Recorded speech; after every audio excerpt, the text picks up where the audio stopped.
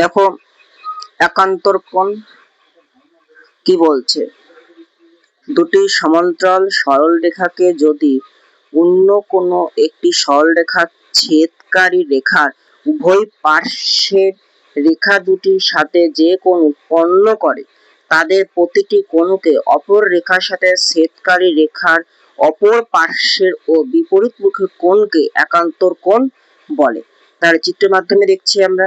তাহলে এই দুটি সরল রেখা, সমান্তরাল সরল রেখা হবে, সেই সরলরেখাকে কি করলো, একটি রেখা ছেদ করলো। ওকে, ছেদ করার পর দেখো কি বলেছে, ছেদকারী কোণের এখানে কি উভয় পাশে দুটি কোণ উৎপন্ন হয়, উভয় পার্শ্বের যে কোনো দুটি কোণ উৎপন্ন কিন্তু হচ্ছে। তাই সেই কোণ দুটো কি আমরা অঙ্কন করলাম, উভয় পাশে বিপরীত পাশে দুটি কোণ উৎপন্ন হলো এবং সেই রেখা সাথে ছেদকারী রেখার পার্শ্বে কিন্তু বিপরীত মুখী কোণ উৎপন্ন করে। তাহলে সেই ছেদকারী রেখার অপর পার্শ্বের বিপরীতমুখী কোণকে আমরা একান্তর কোণ বলি। এই সেই দুটি কোণ উৎপন্ন হলো, তাই আমরা কোণের নাম অঙ্কন করব। হ্যাঁ, জি দিলাম এফ, এ বি সরল রেখা, সিডি সরল রেখা, আর এই ই এফ ছেদ করেছে, কোণ উৎপন্ন হয়েছে এইচ এবং জি। তাহলে কি হলো দেখো, এ জি এইচ ও ডি এস জি পরস্পর একান্তর কোণ। আবার বিজিএইচ ও সিএইচজি পরস্পর একান্তর কোণ। ওকে, বোঝা গেল? এটাই হলো একান্তর কোণ।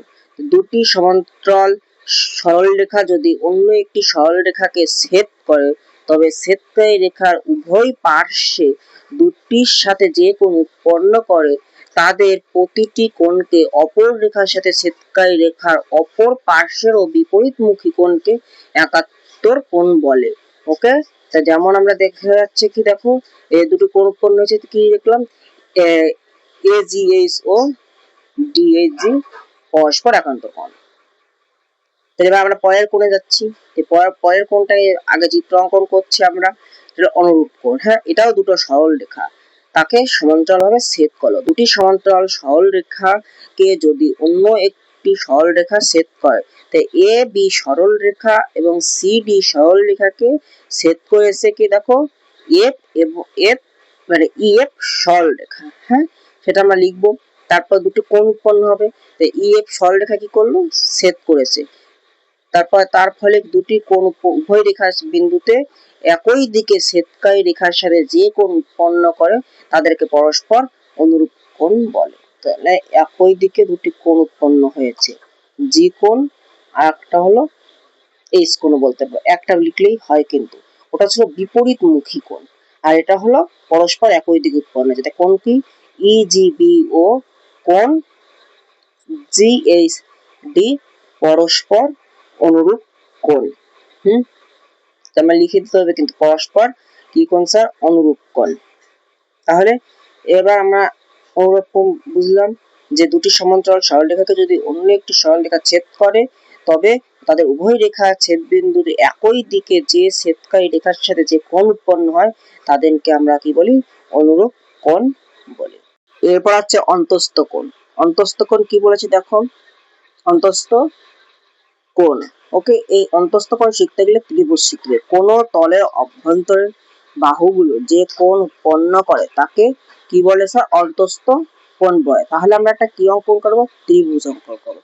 তাছাড়া আমরা ত্রিভুজ সম্পর্কে শিখে নিই, এটা আমরা পরে বলছি। তাই দেখো, এই একটা কি হলো তল, এই তলের একটা কোণ উৎপন্ন করছে, একটা কোণ, দুটো কোণ এবং তিনটে কোণ। তাই নাম দিই এ বি সি। এই একটা কি ত্রিভুজ, তাই কি কোণ উৎপন্ন করে দেখা যাক। যে অন্তস্থ কোণ, কোন তলের অভ্যন্তরের বাহুগুলি যে কোণ, তাদের ভিতরে যে কোণ উৎপন্ন করেছে, তাকেই বলা হচ্ছে অন্তস্থ কোণ।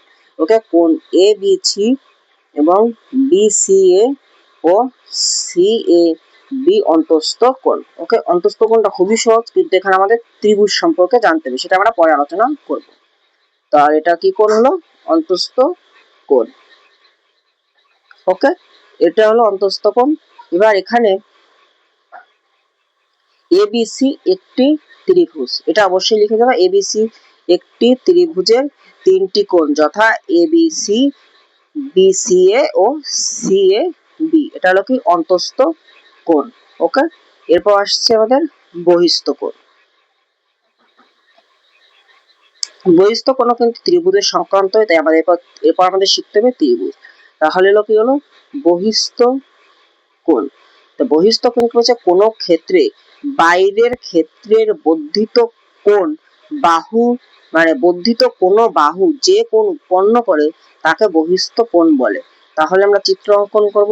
আগে একটা ত্রিভুজ অঙ্কন করছি, আগেরটার মতোই পুরো ত্রিভুজ হবে। এরপর দেখো বাইরে একটা কোণ উৎপন্ন হলো, এই কোণটাকে কি বলা হয় বহিস্থ কোণ। তাই A B, A C B এবং ডি, তাহলে এখানে এ বি ডি একটি বহিস্থ কোণ, তাই ডিটা কি হলো এখানটায় বহিস্থ কোণ, অর্থাৎ বাইরে যে কোণ উৎপন্ন হয়েছে তাকে আমরা বহিস্থ কোণ বলি।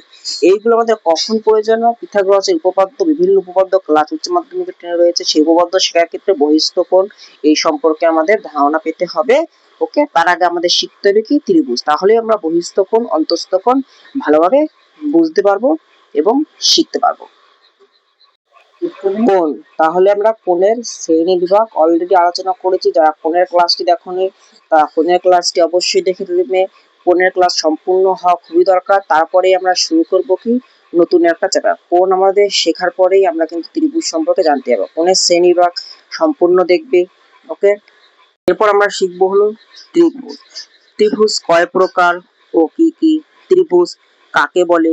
আমরা অলরেডি কিন্তু আমরা দুটি ত্রিভুজ সম্পর্কে বললাম। দেখো সেটা মানে কোণ সম্পর্কে বলেছি, ত্রিভুজের অন্তর্গত বহিস্থ কোণ এবং অন্তস্থ কোণ। আজকেই আমরা আলোচনা করেছি কিন্তু এই দুটো কোণ, কেন আমাদের এই দুটো কোণ কিন্তু অবশ্যই লাগবে। হ্যাঁ, তাহলে যারা এখনো কোণের ক্লাস দেখো এই কোণগুলো শিখবে, তারপরেই কিন্তু আমরা ত্রিভুজ সম্পর্কে আলোচনা করব। এবিসি একটি ত্রিভুজ, তাহলে এই ত্রিভুজটা কি, কোন ত্রিভুজের প্রকারভেদ কি ত্রিভুজ, সেই সম্পর্কে কিন্তু আমরা শিখব নেক্সট ক্লাসে।